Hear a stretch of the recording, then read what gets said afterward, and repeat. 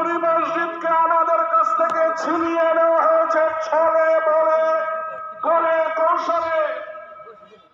বাবরি মসজিদের সমস্ত রেকর্ড মসজিদের পক্ষে ছিল, বাবরি মসজিদের দলিল ছিল, বাবরি মসজিদে নামাজ হতো 1949 পর্যন্ত।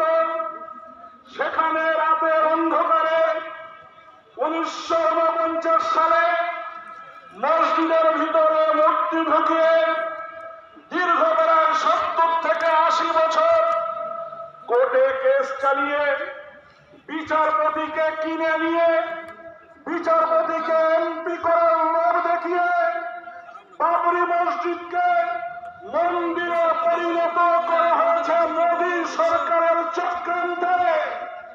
এই চক্রান্ত দ্বিতীয়বার আমরা সফল হতে দেব না।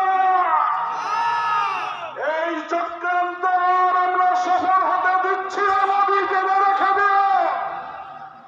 আমরা ওয়াকফ সম্পত্তি তোমার বাবার কাছ থেকে পাইনি, ওয়াকফ সম্পত্তি মোদীর বাবা দান করেনি, ওয়াকফ সম্পত্তি অমিত শাহের বাবা দান করেনি।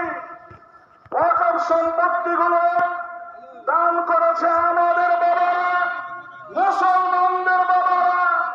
ওয়াকফ সম্পত্তি আমাদের মসজিদগুলো, আমাদের মাদ্রাসাগুলো, আমাদের কবরস্থানগুলো, এটা অধিকার করার ক্ষমতা ভারতবর্ষের সংবিধান আমাদেরকে দিয়েছে।